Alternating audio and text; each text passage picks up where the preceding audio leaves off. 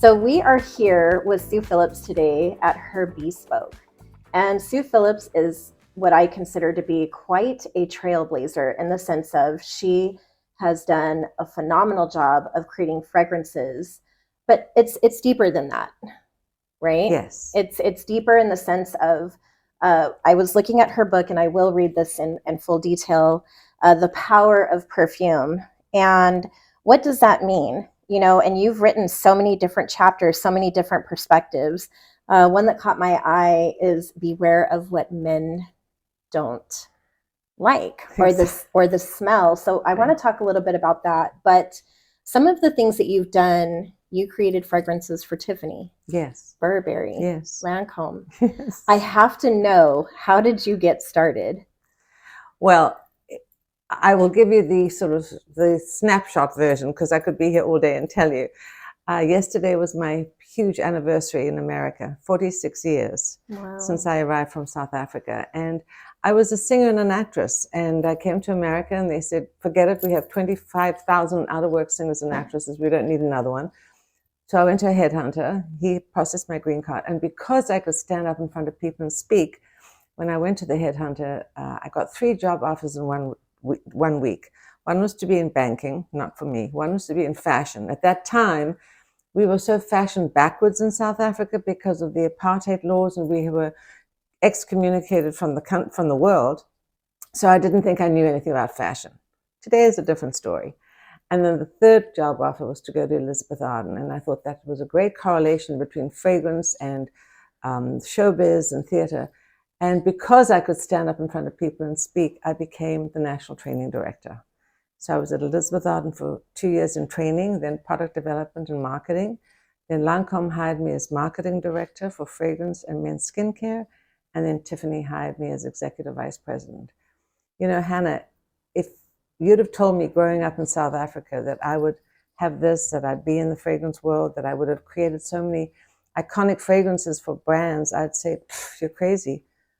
But this is America. And if you work hard and you're passionate, you can do things. Anything is possible. Yeah. So, you know, you are, at least in my opinion, I feel that in the industry that you're in, is it more male dominant, or do you feel, because I feel like you created your own lane?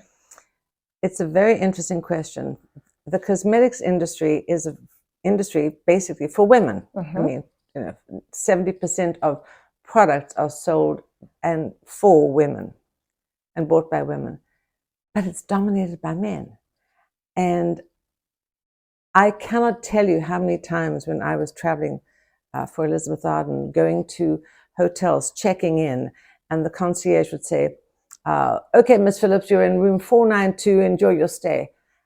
And I would get calls at 2 and 3 in the morning from people who'd heard my name and heard the voice, the number. And so I just landed up going in. When I checked in, I'd say, do not say my name, do not say my hotel number, just give me my key card. And you learn to put up those kinds of walls and defenses because of survival. I think the industry has changed. I think millennials have changed it so much now that more and more millennials are men and women, girls and boys. You know, the whole sort of diversity situation has become really wonderful, that it's not as polarized as it was. And even the terms, you know, fragrances pour homme, fragrances pour femme, for men, for women, are becoming less used because they're marketing terms. I always like to say there's no such thing as ingredients for women and ingredients for men, or a male banana or a female peach. Ingredients are ingredients and should be used and enjoyed by everybody. Roses, florals, woodsy, spices. It's not a question of gender, it's a question of beauty. So that's my sort of feeling about fragrances, that should be for everybody, not just gender specific. So you wrote this book, The Power of Perfume. Yes. And some of the chapters, as I was looking through it, are very in-depth. It's not just the fragrance, it's deeper. Talk to me about that. I've always felt that fragrance, and studies have proven that our sense of smell is our most powerful sense. Why? Because it connects memory and emotion, goes right from the olfactory to the limbic system, and also smell and taste. And it's something that when you feel something and you're with somebody, or you have a fragrance in the air, and when you smell that again, those emotions are triggered by fragrance. So it's really, really powerful. You know, just the fact that so many people have lost their sense of smell because of COVID accelerated such an awareness of anosmia. You know, anosmia is not new. It's happened for centuries. People have lost their sense of smell either through viral problems or for colds, accidents, neural problems. But COVID accelerated the awareness. And I cannot tell you how many people I met with who came to me, and we do these scent healing journeys, and they weep when they can smell again. And I do too, because it's so powerful and so emotional.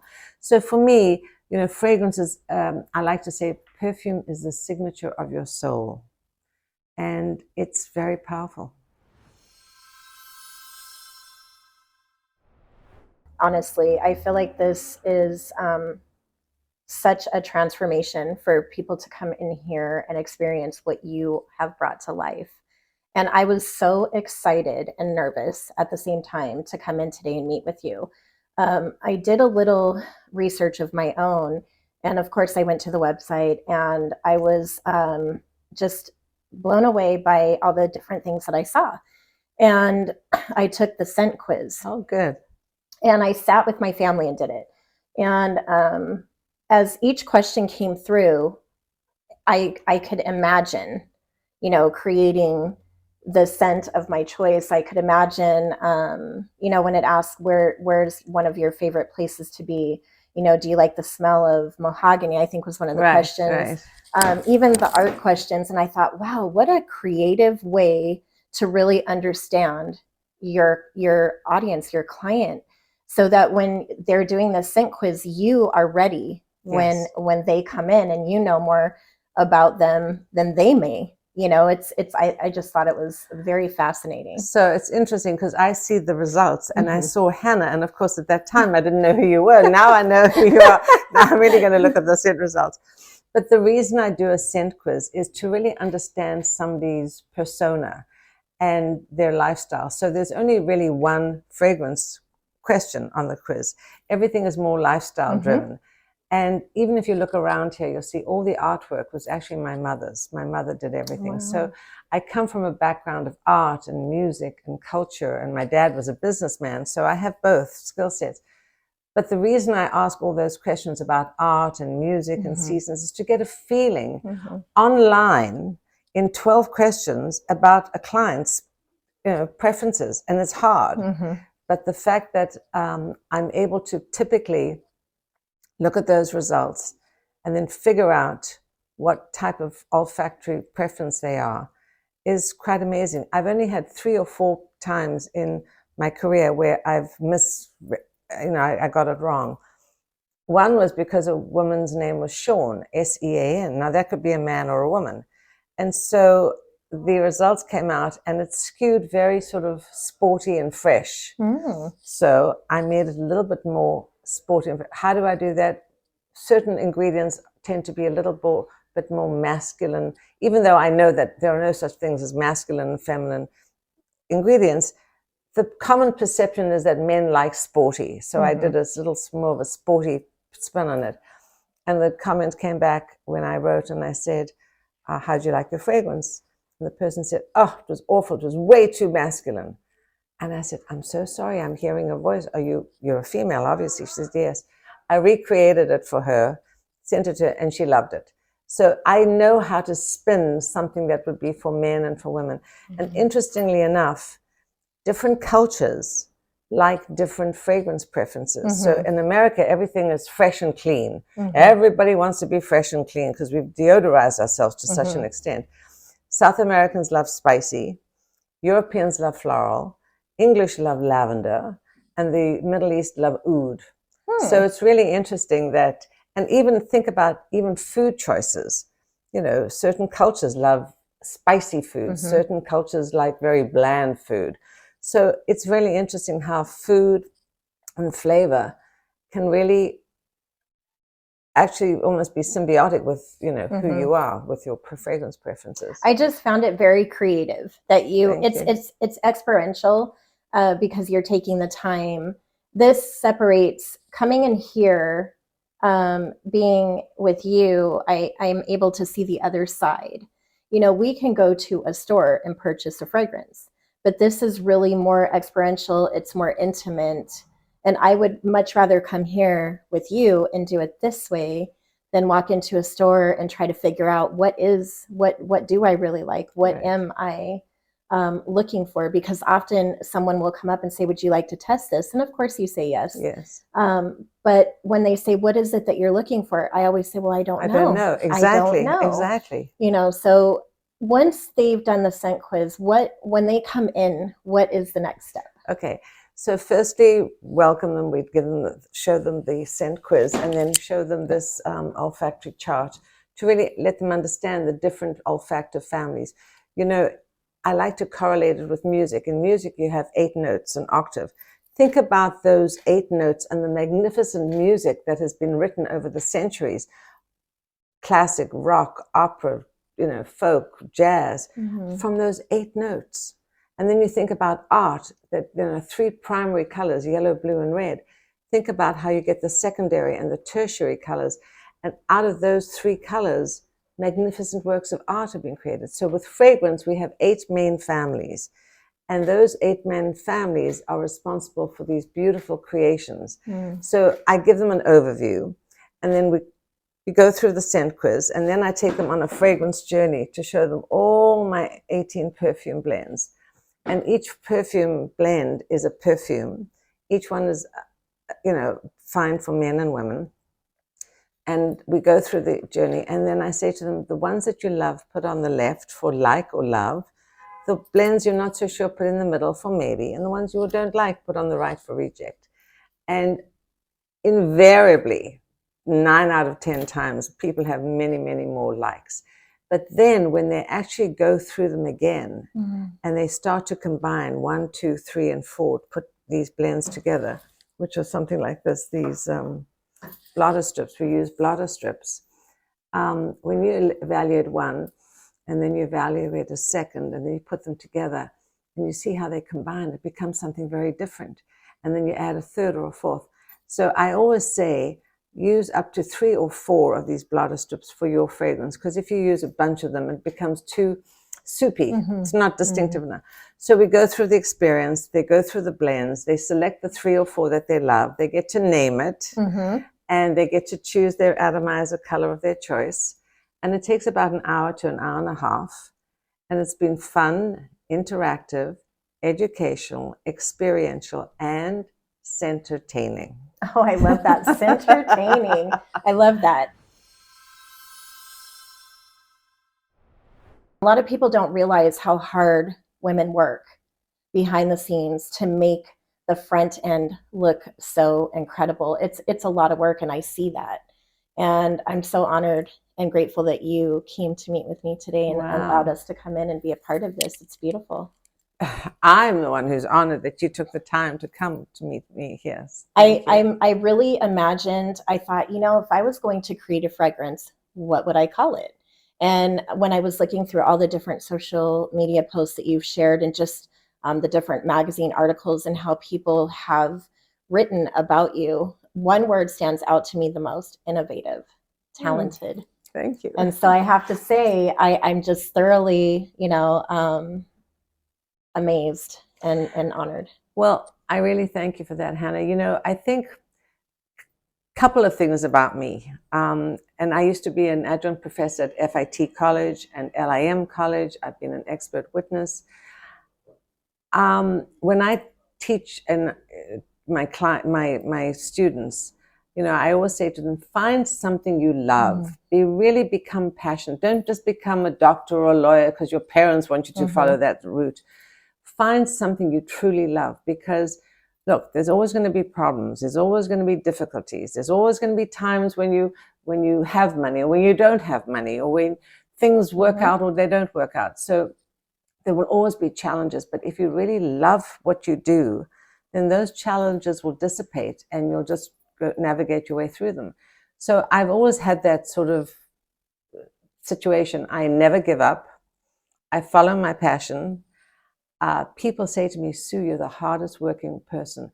I guess it shows. I work hard. But then somebody said to me the other day, don't say you work hard, just say you work productively. So now I'm saying, okay, I'm being productive. I'm being very productive. I love it. And the truth is that everything that you see here is,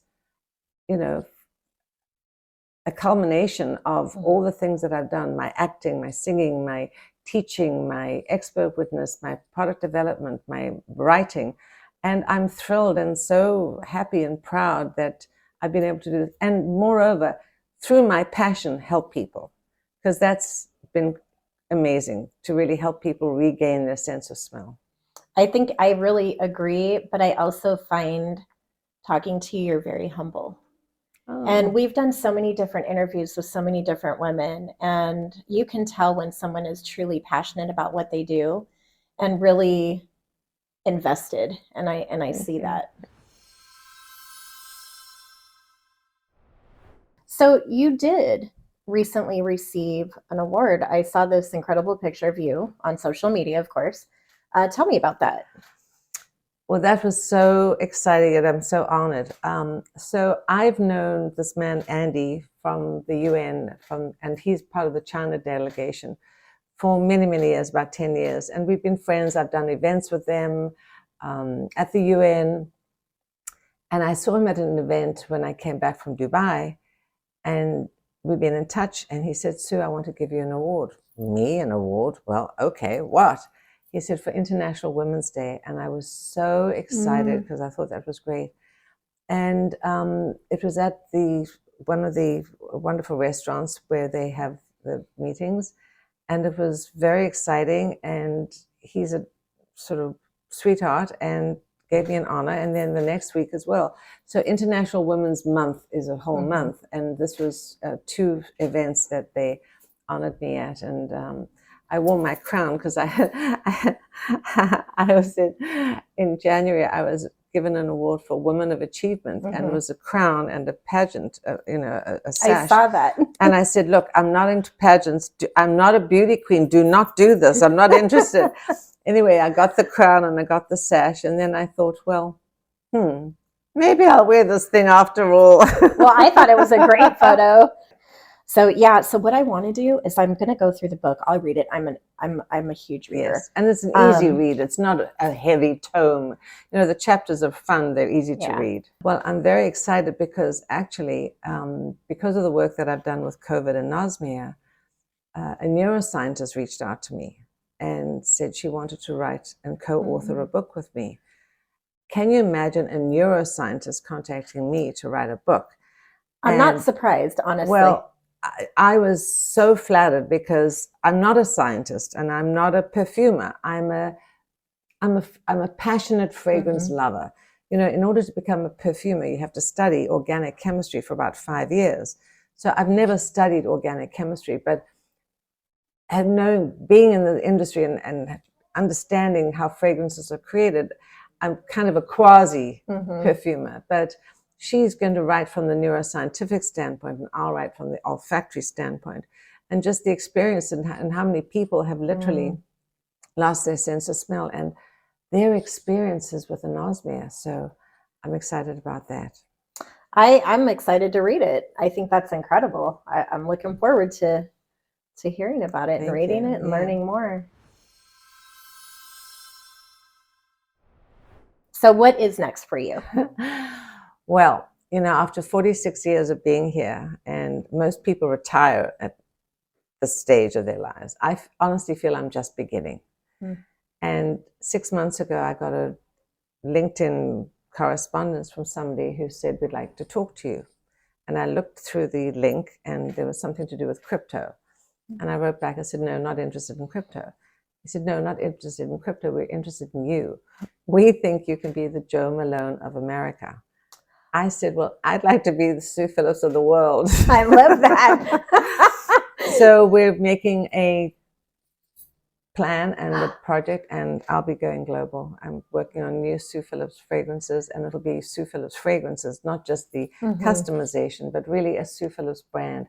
Now that I'm really excited Well, congratulations. about. And, having that kind of legacy to leave. But, in a way, it's a culmination of everything that I've done to capture the essence of, what I've done in bottles or in a bottle. So that's exciting. What an incredible accomplishment. How do you do all this? Do you sleep? No.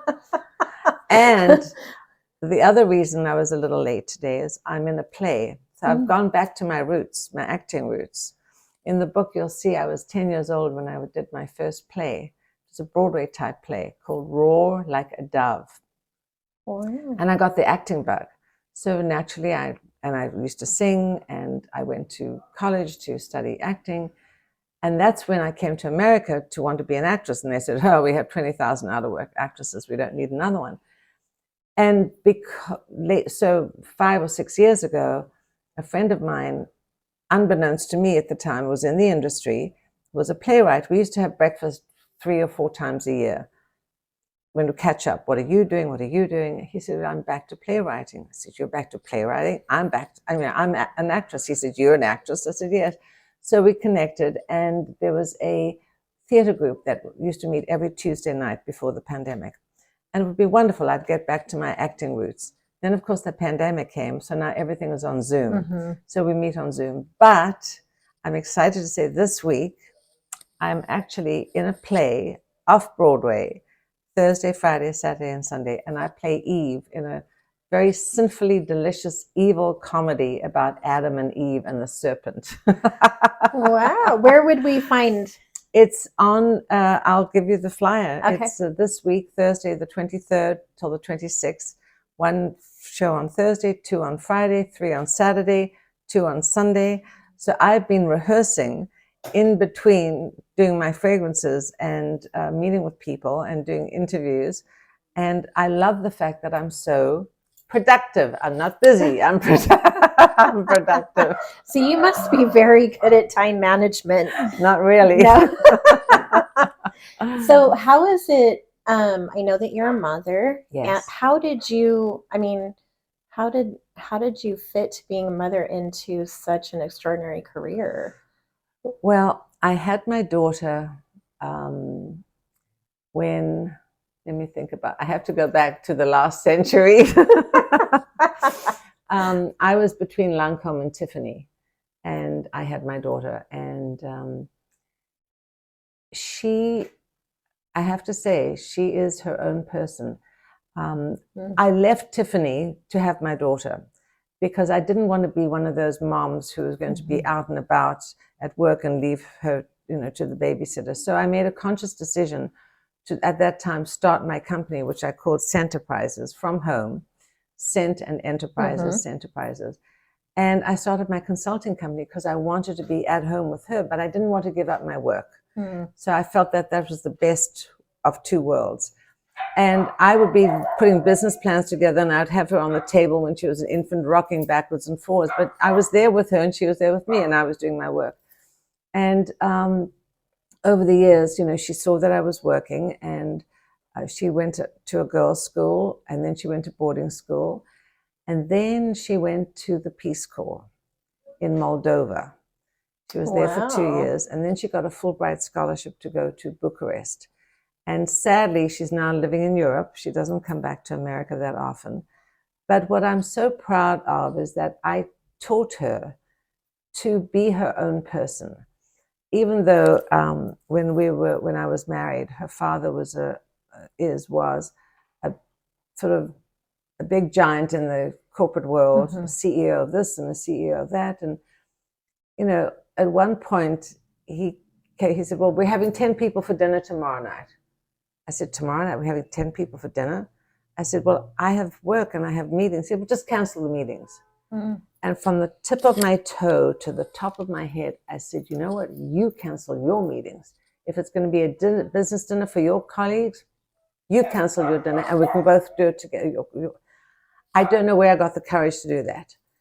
coming from South Africa, women were a little bit reticent, were not very forthcoming, but I think America sort of rubbed off on me. Now you're speaking my language. And I just felt, why should I cancel my meetings for his clients? And so she heard all that. And so she's really become her own person. And now she travels around the world doing training seminars and leadership training and so on. So how did I tie it in and fit her in? I think certainly by action and by leadership and by example, that I wasn't going to be trod on, and still be a wife, still be a mother, still be a homemaker, but still have my own endeavors. And to me, that's really important for everybody. What would you say one of the biggest struggles has been throughout your entire journey? I think not probably being further along than I am.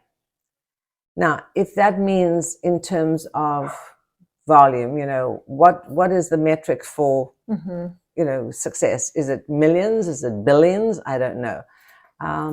And I feel that it would be, I think, had I not been such an entrepreneur, and I call myself a Scenterpreneur with Scent, if I had not been such an entrepreneur, I might have let go a little bit more and given over the reins to people to really help me build my business and my company. But you can't go back. Where we are is where we are. And I feel that now, as I said, I'm just beginning and things are happening. So I'm taking all my experience and now meeting people who can help me in various areas where I just don't have that expertise, operations, finance. I used to do that at Tiffany. We used to have business, operations and finance meetings every week. And I was at the executive VP and I would lead the meetings, but the people in finance and operations would be, presenting. And I would look at it from an overall standpoint. Well, now I'm the chief cook and bottle washer. I do everything. And sometimes some of these things I don't do very well.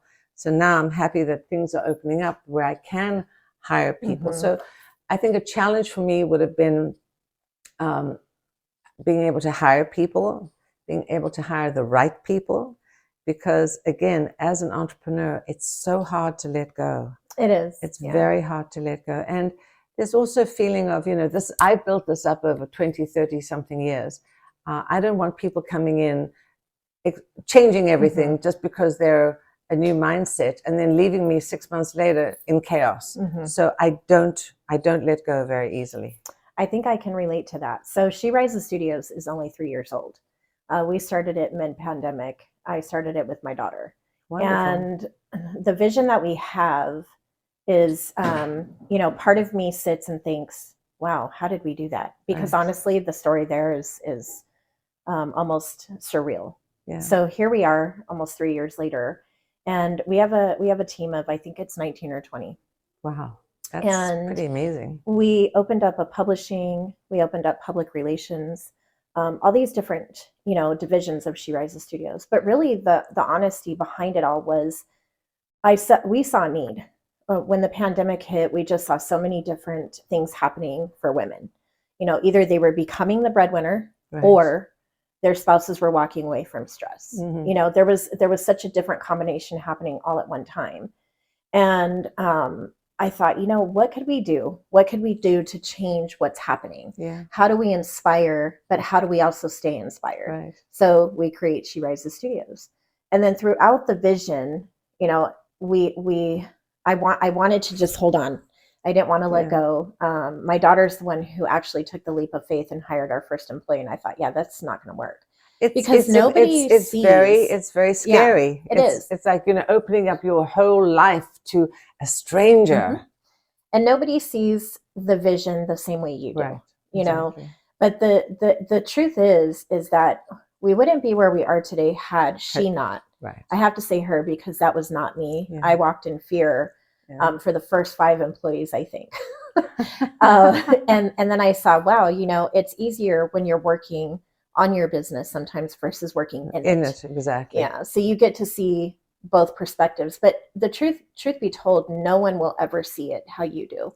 No one will ever have the same vision, because that vision and that passion you have is imprinted on your heart, not someone else's. But how wonderful and fortuitous that your daughter came into your business with you. So not only did you have a support system, but you also had a different sort of mindset, a younger mindset who has a different perspective than you. See, my daughter disappeared. She went to the Peace Corps, and she, she didn't come back. So it's funny because when people see mother-daughter, they call us the mother-daughter duo. And some people will either take it very seriously as, well, these two women are serious business owners, or they don't. I think there's that, it's either one or the other. Yeah. But the truth is that the best part of all of this is building the legacy, because I'm a grandmother too. Wow. And so not only do I get to see my children grow within the business we created, but this is something that my grandchildren will have to look forward to. But this is what you're doing as well. You've created this legacy. There also has to come a time when you have to own who you are. And, and it's also a cultural shift. So growing up in South Africa, we were never able to talk about anything. You weren't able to talk about sex, finance, politics, religion, race. So you talked about the weather. And you couldn't talk about your abilities because you didn't want to brag. So when people asked you, if you just won a major award, okay, thank you. A friend of mine was the CEO of a major company. And when he got to Australia, they said, well, who are you? What are you doing? Well, I ran a shop. I was a shopping manager, CEO of a major company. So we grew up with that notion of not extolling your virtues. And yet in America, everybody tells you in 2 seconds who they are, what they are, how much money they've had, where they've been, how many awards they've had. And it's interesting that for the first time now, after I had that call from the person in Dubai who said, they think I could be a brand, it's been resonating with me. And now it's really germinating in my brain. Yes, all the things that I've done over the years and all the lessons I've taught and articles I've written and my philosophy about things and my passion for what I do, I think, hey, I'm allowed to say absolutely. I'm all right and I want to leave this legacy. I think I wouldn't have put it better myself. Thank you for having us here today. May I give you a hug? Oh, yes. I love hugs. I am a hugger. So much of a hugger. Thank you. Everyone should experience this. I just want you to know I'm awake now. That's good. It's scent therapy. Absolutely. Can you imagine going in there, though, and do something? Yeah, I mean, it would be so wonderful. Actually, they would probably enjoy it. The guys would enjoy it because they're running around all day long, and I'm sure they get hot and bothered, and they probably bothered.